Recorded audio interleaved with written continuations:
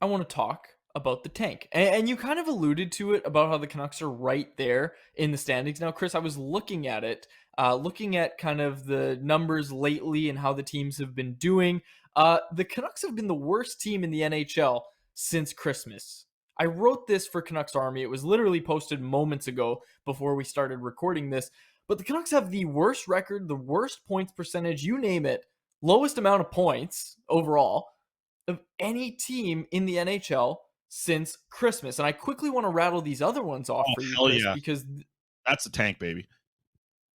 that's right. And I quickly want to rattle these other ones off for you because it kind of came as a bit of a surprise to me. So the only team worse than the Canucks is the Columbus Blue Jackets, who over that time amassed a record of 6-13-2, 14 points, and a point percentage of 333. Then I'm just going to rattle off the point percentages here, okay? Followed by the Blackhawks at 405, the Coyotes at 413, the San Jose Sharks and Montreal both at 425. And get this, Chris, the Anaheim Ducks, who right now sit with the second best lottery odds at drafting Connor Bedard at 450. Leading the pack among those teams that I just listed is the Anaheim Ducks. They have been playing the best hockey of all of those teams since Christmas. Now, the drop off between Anaheim and Chicago is, I think, 36 and 37 respectively. Or excuse me, that's Columbus. Anaheim is in that third spot right now, not the second spot. I was getting those mixed up. But quickly, right now, the Anaheim Ducks, that's a team that the Canucks can actually reach, it would seem, in the standings as you pull up the article there, which is nicely done. I like that you just share your screen, your highlight, and look at that. I'm really interested to see, Chris, kind of how this all plays out because I also looked at the remaining schedule for the rest of the year. Okay. And the Canucks have the third easiest schedule according to Tankathon, their schedule strength tool. Really, really like that tool, by the way. Third easiest schedule in the league. And obviously, the big wild card here is Thatcher Demko, right? Like, who knows what Thatcher Demko is going to do when he eventually returns?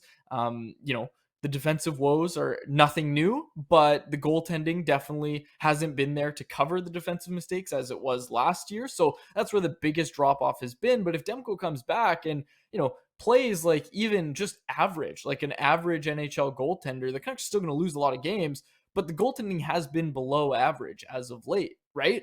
And I'm interested to see kind of what happens when Thatcher Demko returns here. He's the wild card in all of this, but the silver lining here is that although the Canucks have the third easiest schedule, the teams around them, a lot of the teams around them, except for the Montreal Canadiens, who have the toughest schedule of anybody in the league, again, according to Tankathon, the teams around them also have pretty easy schedules. And there's a lot of games against each other. And I talked about this in the article. 3 matchups with the Ducks, 2 against each of the Coyotes, Blues, Blackhawks. Canucks are going to be playing some meaningful hockey down the stretch here, Chris. That's the remaining games, I should add. They still have games against all of those teams. Canucks are going to be playing meaningful hockey down the stretch. It's just going to be both teams' fan bases hoping for a loss, although an entertaining loss. Yeah, I mean that's what we talked about on yesterday's show was the fact that we are scoreboard watching now, and when you start to see things how it's playing out, you mentioned the 3 games against the Anaheim Ducks. Those are huge games. Those are huge games for the tank, right? The Ducks are what, like 9 points behind the Canucks. If they were to pick up 6 points in the Canucks, you're talking about a real good swing there, right? Like 3 games against the Ducks. Sorry, the Ducks are 6 points behind. So if they win all 3 of those games against the Canucks, oh, we're talking even race here moving forward. So yeah, the Canucks have a lot of pretty easy opponents, but I think that's the interesting thing is because they aren't going for a playoff spot, you kind of want to have the weaker schedule because if you really are tanking the correct way and you're losing to these bad teams, you want to play these bad teams as much as possible, right? And that's going to be the thing that's going to be interesting to play out is are the Canucks going to have, and we've said this all season long, do they have enough skill to just beat these bad teams? Because I think a lot of the time they do, right? Like they simply have better players than some of these teams. But then again, like the structure and how they play is the thing that's really costing them. So they do have the potential to lose a lot of these games.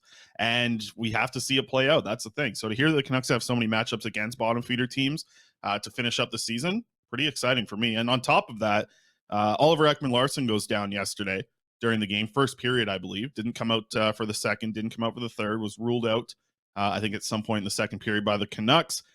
He was not at practice today out at UBC. Curtis Lazar as well, lower body injury for him. Didn't really see what happened to Lazar, but he wasn't at practice today. OEL, I believe his left leg is the one that's given him problems in the past as well. So to see him go down and limp off the ice there, he was able to like put a little bit of weight on the left leg, so it wasn't like a break or something like that. It looked like, but definitely an interesting situation to follow there with him going down. We see Kyle Burrows sliding into the top 4 today at practice. Okay. I have a little more on the whole tank thing. Because over that stretch of games, Chris, and I know you want to talk about practice, you want to talk about the injuries, but there's not much to add. Neither of us were out at UBC today. We would be there if it was at Rogers Arena, but we weren't there because it was out at UBC. So back to the tank. The one thing I want to point out here is over that stretch of games that I've been pointing out since Christmas, right? I just pointed out all the teams' records. The goals against numbers are very, very close. Like, over that stretch, the Florida Panthers have given up the third most goals against at 77, followed by the San Jose Sharks at fourth, the Canadiens at fifth, and the discrepancy there is 77 and another 76. It's very, very close, is what I'm trying to say. The Columbus Blue Jackets at 72, and I think they're in like the eighth spot. So it's very, very close. The Vancouver Canucks, Chris, are you ready for this? Since Christmas, have given up 95 goals against. The next closest team is the Ducks at 83. That is a massive drop off, and you don't see a drop off like that. I literally have it right in front of me right now. You do not see a drop off like that literally throughout the rest of the league until you get to like even the top teams in the league. Like the Boston Bruins have a pretty significant drop off, but even then, it's not nearly as significant as what the Canucks have given up. Yeah, that's a huge number. I'm just trying to see. You said since Christmas, right? That's when it Yes. happened. Just trying to see like how many Yes. Since games that is Christmas. there in total. It's like what is that? 22 games. You've got up 95 goals against. Yes. It is 22 Yeah, games. you're Exactly. It is approaching. 22 games. You're well over 20. You're well over 4 goals per game at that point. You're getting closer to 5 goals a game than you are 4. I think just off my quick math there. But they've only and on top of that, this is a team that likes to battle with chances, battle with offense as well. They've only got 71 goals in those 22 games, so just over 3 goals, but well over 4 goals against. Yeah, that's the tank's looking good, man. The tank. I don't know. I wonder. I always say like if the Canucks had better process, some of their decisions would be obviously made differently, but they'd also set themselves up better with just like this. Maybe this is stupid, but like with the hockey gods and just the hockey, feeling. And if you do the right process, better things will happen to you. This feels like, I don't know. I don't want to get excited about the draft lottery, but I tell you, I ran it 4 times today, and the Canucks picked in the top 3 of the 4 times. And we won't start the conversation of, oh, maybe the Canucks could trade up for the first overall pick if they have the second overall pick. But quickly, you mentioned it, 70 goals for the Canucks over those games since Christmas. Chris, that ranks them seventh best in the league. So while they have the worst record in the NHL, the worst record in the entire league over this stretch, they have also scored the 7th most goals. Just to put into perspective how poor the Canucks are at keeping the puck out of their net. And again, I'm not trying to rain on the tank parade or the lottery parade. Draft lottery parties are a lot of fun, but you do worry with Thatcher Demko coming back that this isn't going to be sustainable for the Canucks, because let's be honest here, their problem isn't scoring goals, it's giving goals up. And Thatcher Demko, no matter how bad you think the defense is, Thatcher Demko is probably going to help them give up less goals.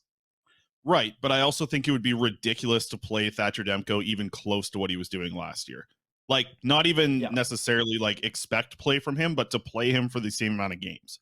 Like, this season should be a complete write-off. There should be no risk to overworking your goaltender of the future, because if that's what you believe he is, that's what you need to treat him as the season goes on. Is this isn't the goaltender of here and now, right? Like, he'll be the starter, but it doesn't really matter that he's the starter right now. You're worried about Thatcher Demko as the starter next season. It does not matter if he's the starter this year. Heck, I wouldn't care if Colin Delia played more games than him to finish the season. Like, a lot of people on Team Tank would probably like that, especially if Demko gets back to form. And I think that's the thing you want to see from him in the end, is just have those games where he looks really good, right?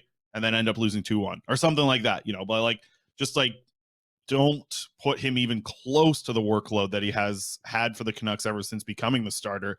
That's what I'm saying. I wouldn't even make him like, I wouldn't make him the for sure starter every night. Like, it shouldn't be us watching, talking to Rick Tocchet after practices saying, is Demko your starter? Like, I want the question to be like, who's in net for you tonight? I want there to be some question in my mind that it's not just Demko every single night. That's what I'd like to see the end of the season be like.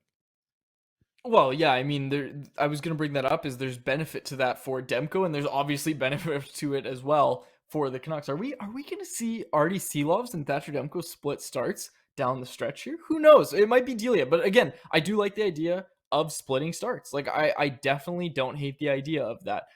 Regardless, you got to limit Demko's workload for sure.